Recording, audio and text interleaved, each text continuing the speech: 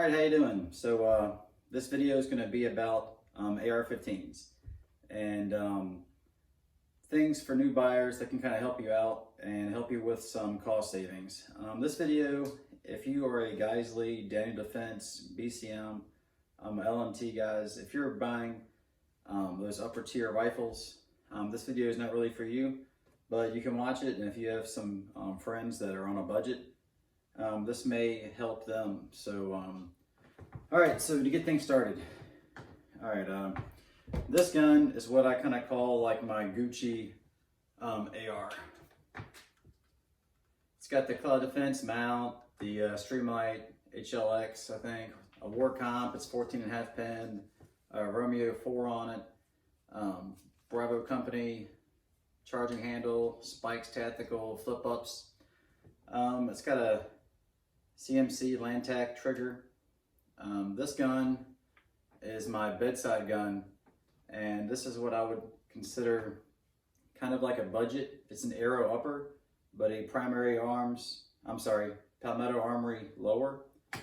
And I would consider this an upper tier budget rifle, but it's still a budget rifle by many standards. This is what I have, but you can get by with much less. So this is really, I think, all that you guys would need. So an A-post on there. I know it doesn't look super tactical, but A-posts are pinned in and they're really stable. Some budget guns, the gas blocks can walk out and that gas alignment will make the gun not work. So for a budget gun, unless you're planning on putting some type of optic and this is going to interfere with it, nothing wrong with an A-post. And the two-piece handguards, these are the Magpul Slimline handguards.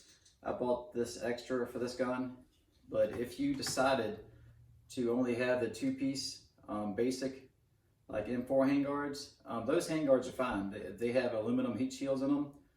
Impact weapon components makes a little piece that bolts onto the top that will put a light mount in a perfect spot for you to use a light. And that gets me into kind of something else. What do you need on a rifle to be effective?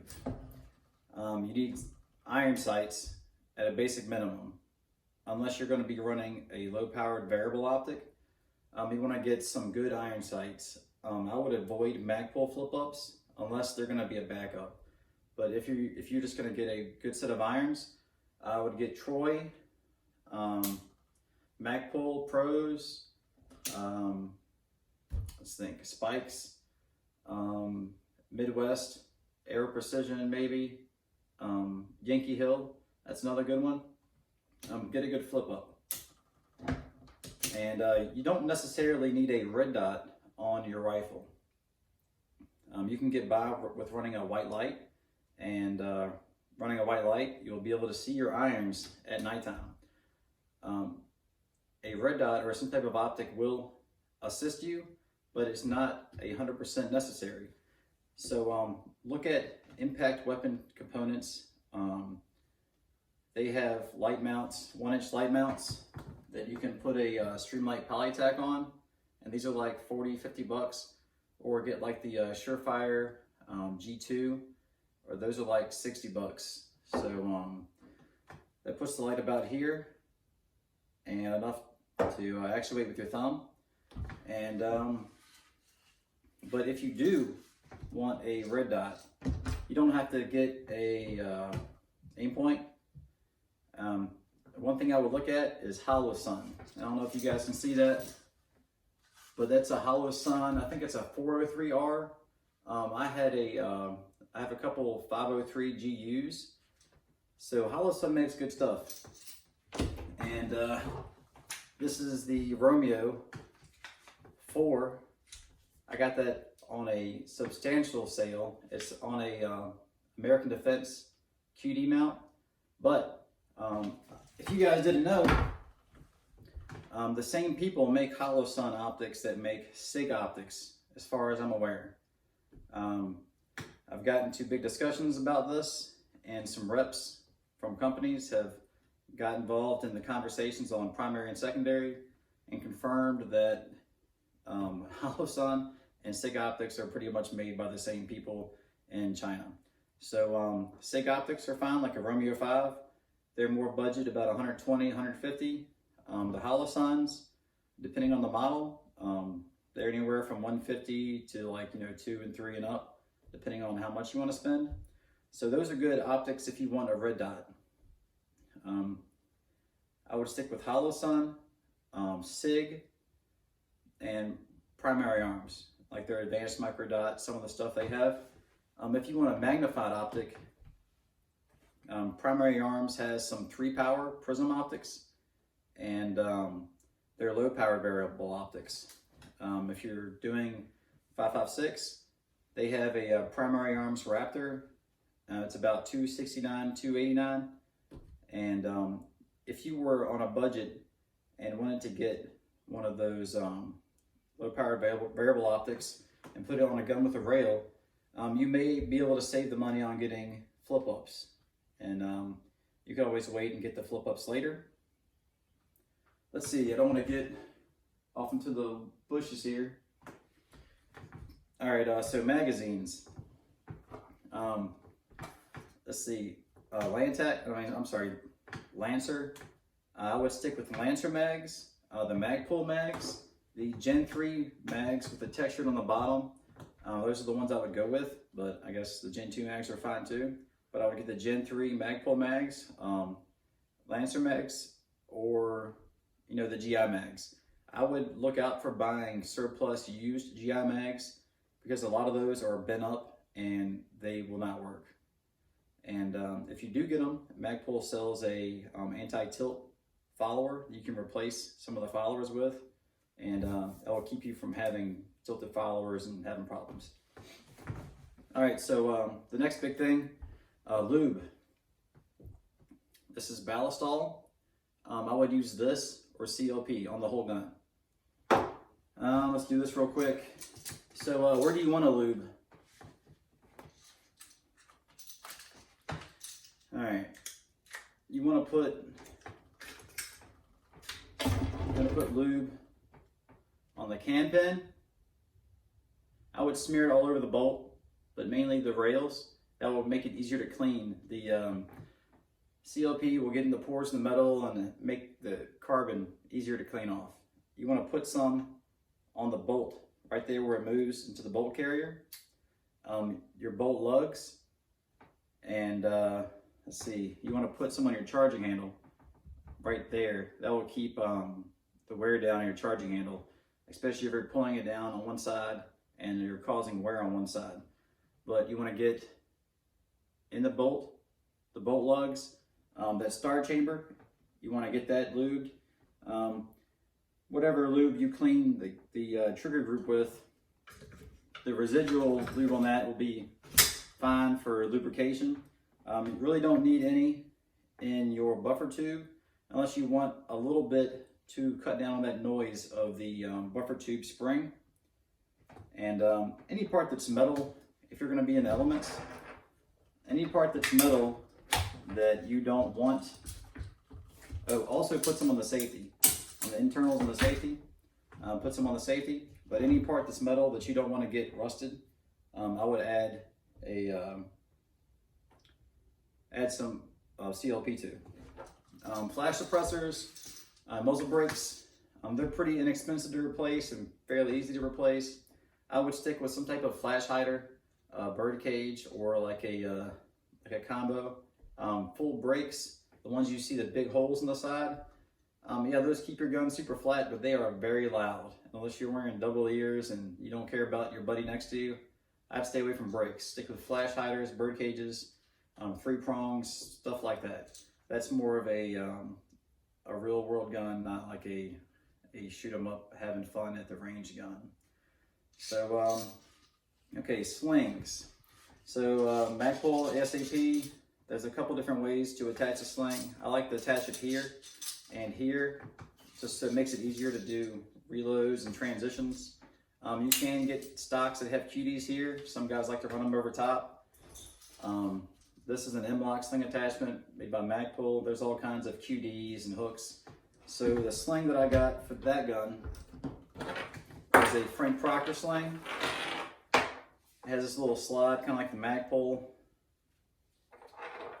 That's adjustable. I've got the HK clips, 1-inch HK clips on that to hook onto the Magpul ASAP and the Magpul, it's like whatever that is, sling attachment up front. But you want a good sling. I know a lot of guys are showing the 1 points. I would stay with 2 point. That's going to make it easier to carry and transport. If you want to get something convertible that goes to a like a 2-to-1, that's fine. But make sure you have a 2 point sling. A good way to mount it, something steady. One thing I really like that I've been going to recently are these Blue Force Uloops. These things are great. I like the way it lays flat on the gun. I've got the U-loop in the back on the Magpul ASAP, and I like that setup. They come off pretty easy. It's not like a quick detachment, but this is the Magpul sling. That's the adjustment on that. I like this. It's easier to grab. It has a big piece you can grab onto easy, and you can make it loose, make it tight. Super simple. It's like a Magpul M3 sling. Forgot the exact number. But all right, let's see what we got next. Let's talk about ammo. All right, so one big, huge misconception is don't shoot steel. I don't want to shoot that steel trash through my rifle. Well, guess what? Ammo is expensive if you want to shoot and you don't want to be poor or poorer. Shoot steel ammo. I tend to stay away from Tula, but if that's all that's there for you to shoot, if it's just for range time and practice, whatever, buy Tula.